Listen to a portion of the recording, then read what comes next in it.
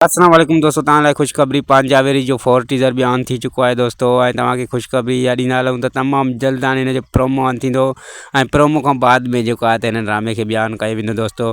त हिन जे चौथे टीज़र में जेको आहे त असांखे ॾिसण लाइ काफ़ी शयूं मिलियूं दोस्तों ऐं बहितरीनु एक्शन हिन ड्रामे में ॾेखारियो वियो आहे। एस भट्टी जो जेको कैरेक्टर आहे हिन ड्रामे में दोस्तों त हिकु रूंडो हूंदो दोस्तों ऐं जेको शैतानगिरियूं कंदो वठंदो, हेॾो जूं ॻाल्हियूं होॾे, होॾो जूं ॻाल्हियूं होॾे। ऐं बहितरीनु कैरेक्टर आहे हिन में एस भट्टी जो ऐं इरफान शेख जो दोस्तों। हिन जा सभिनी एक्टरनि जा जेको आहे बेमिसाल कैरेक्टर हिननि जेको असां चइनि टीज़रनि जे अंदरि ॾिसी चुका आहियूं दोस्तों। ऐं मां तव्हांखे ॿुधाईंदो हलां त हिन ड्रामे खे चौधरी जेको आहे त मक़बूल ड्रामो बणायो आहे दोस्तों। ऐं जॾहिं हीउ स्क्रीन ते हलंदो त हीउ जेको आहे त बहितरीनु लुक ऐं अंदाज़ में तव्हांखे ॾिसण लाइ मिलंदो दोस्तों।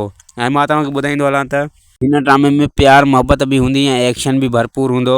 ऐं तव्हांखे जेको आहे त हिन में तकरार जीअं एक्शन हिन में तव्हांखे ॾिसण लाइ मिलंदो दोस्तों। जीअं त तव्हां पिक्चर में ॾिसी रहिया आहियो दोस्तों, ईअं ई ड्रामो साम्हूं ईंदो त ईअं ई तव्हांखे ॾिसण में ईंदो। उम्मीद आहे त हीअ वीडियो तव्हांखे पसंदि आई हूंदी। वीडियो पसंदि आहे त लाइक सब्सक्राइब शेयर ज़रूरु कंदा दोस्तों। वरी मिलंदासीं न्यू अपडेट सां गॾु। ख़ुदा हाफ़िज़।